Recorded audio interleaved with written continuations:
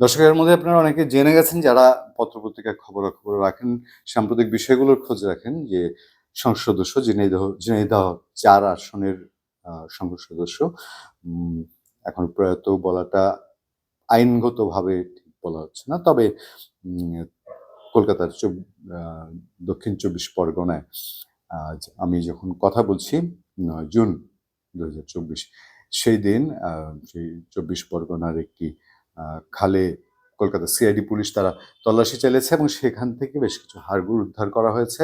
Forensic এক্সপার্টরা তারা বলছেন যে সেগুলো মানুষের হাড়গোড় হতে পারে এবং এর আগেও এই সম্পর্কে কিছু জানা গেছে। সিয়াম নামে এক আসামি গ্রেফতার হয়েছে। তার বরাত দিয়ে সেই তথ্যগুলো বের হয়ে আসছে।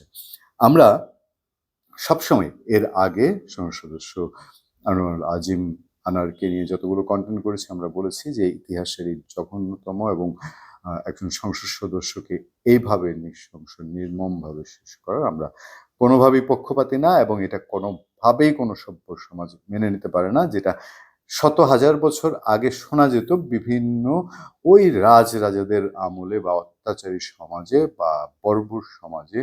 সেরকম একটি ঘটনাকে কোনোভাবেই ন্যূনতম কোনো অন্য কোনো অপরাধের দিয়ে আড়াল করার সুযোগ নেই।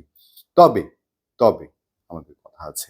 আমরা শ্রদ্ধা জানি, আমরা আমরা সমবেদনা জানাই আনোয়ার আজিম আনোয়ারের পরিবারকে, তার সন্তানদের কান্না আমরা শুনতে পাই। কিন্তু আবারও বলছি সেই তবের কারণ কি? সেই তবের কারণ হলো দৈনিক প্রথম আলো আজকে একটি দায়িত্ব নিয়ে একটি রিপোর্ট করেছে এবং তারা বিভিন্ন সোর্সের বরাত দিয়ে তারা কথা বলছে যে এই আনোয়ারুল আজিম খুনের পেছনে মূল বিষয়টাই রয়েছে গোল্ড স্মাগলিং এবং তার বন্ধু যে শাহিন মূল পরিকল্পনাকারী বলা হচ্ছে। এই শাহিনের সাথে গোল্ড স্মাগলিং নিয়েই ঝামেলার কারণে এই ঘটনাটি ঘটেছে। শাহিন একজন রেগুলার স্মাগলার, পেশাদার স্মাগলার এবং প্রথম আলো যা বলছে আজ থেকে ৪ দশক আগে ঝিনাইদহের বর্ডারে স্মাগলিং দিয়ে আনোয়ার আজিমের জীবন শুরু, তারপর চেয়ারম্যান, তারপর সেই চেয়ারম্যানগিরি আর ছাড়তে পারেননি। চেয়ারম্যান থেকে পৌর কাউন্সিলর, পৌর মেয়র বা চেয়ারম্যান অথবা পরে সংসদ সদস্য একাধিকবার হয়েছেন। কিন্তু ওই যে ৪ দশক আগের যে অভ্যাস সেটা তিনি ছাড়তে পারেননি বলেই এই শাহিনের মতন পেশাদার স্মাগলারের সাথে শত কোটি টাকার ঝামেলা এবং সেই শাহিন আবার অন্য পেশাদার লোকদেরকে দিয়ে আনোয়ার আজিমকে এইরকম একটা প্লট তৈরি করে শেষ করেছেন। আমাদের কথা হচ্ছে ওই যে বলে যে কোনো একটা মানুষের বোধহয় এক হাত সাদা হয় তো আরেক হাত কালো হয়। এখন আনোয়ার আজিম সাহেব ঝিনাইদহ ৪-এ তিনি জনপ্রিয় ছিলেন। এটা মানে নানান অর্থেই জনপ্রিয় ছিলেন। আবার এই গোল্ড স্মাগলিং এর যে ব্ল্যাক ওয়ার্ল্ড সেটা থেকে তিনি কতটা বের হতে পেরেছেন এটা অনেক দিন ধরেই প্রশ্ন উঠছে। আমরা কেন আজকে এই প্রসঙ্গটি আলোচনা করছি যেদিন তার অস্থিমজ্জা পাওয়ার একটি খবর মোটামুটি চাওয়ার হচ্ছে, বলা হচ্ছে যে এটি হতেও পারে আনোয়ার আজিম সাহেবের। আমরা বলছি এই কারণে যে শুধু একজন আনোয়ার আজিম নন, আড়ালে আরো নানানজনের নাম আসছে। বিভিন্ন পত্রপত্রিকায় দেখবেন যে অমুক নেতা তমুক নেতার নাম আসছে। আড়ালে আর কয়জন আছেন, আর কারা আছেন এই ধরনের ওই যাদের সাদা হাতও আছে, কালো হাতও আছে।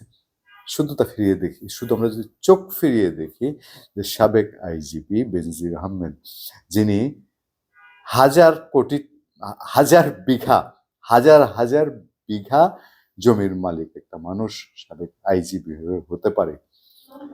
এখন পর্যন্ত খবরে বলা হচ্ছে প্রায় ২,০০০ বিঘা সম্পত্তি তিনি কিনেছেন। তিনি যেমন র্যাবের মহাপরিচালক ছিলেন, তিনি যেমন সাবেক আইজিপি ছিলেন। এটা অকল্পনীয়, অবিশ্বাস্য বললেও কম বলা হবে। সেদিন সংসদে জাতীয় পার্টির মহাসচিব মুজিবুল হক চুন্নু তিনি তার বক্তৃতায় বলছিলেন যে বেনজির আহমেদ তিনি তার বক্তৃতায় খুব বলতেন যে দুর্নীতির বিরুদ্ধে জিরো টলারেন্স, পুলিশ বাহিনীর কোনো সদস্য দুর্নীতি করবে না।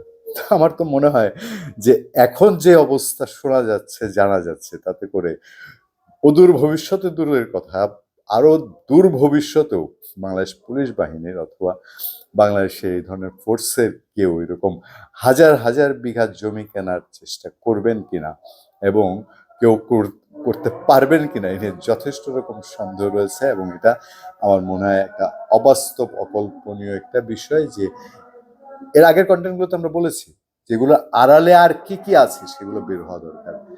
কোন খাত থেকে কত পয়সা কত টাকা উপার্জনের পর কোন জায়গার জমি কিনেছেন, এই যে 200 বিঘার কথা, 300 বিঘা, 400 বিঘার কথা বলা হচ্ছে হিল ট্রেকে, সেই টাকাটা উনি কোন সোর্স থেকে নিয়েছিলেন? বা ঢাকায় একদিনে নাকি 8টি ফ্ল্যাট কিনেছিলেন, বা ঢাকায় যদি 1800 স্কোয়ার ফিটের থ্রিপ্লেক্স বাড়ি থেকে থাকে, বা যদি গোপালগঞ্জে 600-700 বিঘা জমি থেকে থাকে, সেই টাকাগুলো তিনি কোন সোর্স থেকে ইনকাম করেছিলেন এবং সেই সোর্সগুলো কি, এগুলো খুব জানা দরকার আমাদের প্রয়োজনে না। আমরা আসলে আমরা তো এখন আপনি কতটা আশাবাদী হবেন এসব পর্যায়ে গিয়ে, এই যে একজনের বিরুদ্ধে স্মাগলিং এর এত বড় অভিযোগ, বা প্রথম আলো বলছে যে তাহলে এদের দায়িত্ব কে নিবে? সরকারি পক্ষে বলা হচ্ছে যে তারা যখন এসব দায়িত্বে ছিলেন তারা তাদের মতো করে করেছিলেন, এখানে আওয়ামী লীগ বা সরকারের কিছু যায় আসে না। তাহলে এই জিনিসগুলোর প্রতি আমাদের আশাবাদী হওয়ার জায়গা ছিল, কিন্তু আমি বলতে চাই যে আমাদের যেই সব গর্বিত বাহিনী এগুলো আছে, আমি এর আগে অসংখ্য কন্টেন্টে বলেছি যে আমার দেখা অসংখ্য অফিসার আছেন যারা শুধু সৎ নন, সমাজে যদি সততার উদাহরণ দেখাতে হয় সেই উদাহরণ হিসেবে সেই মানুষগুলো আসে।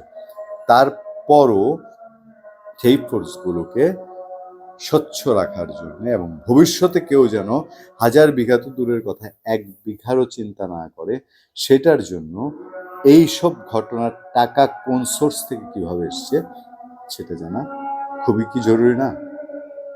ধন্যবাদ সবাইকে। ভালো থাকবেন, সুস্থ থাকবেন, আবার দেখা হবে, আবার কথা হবে।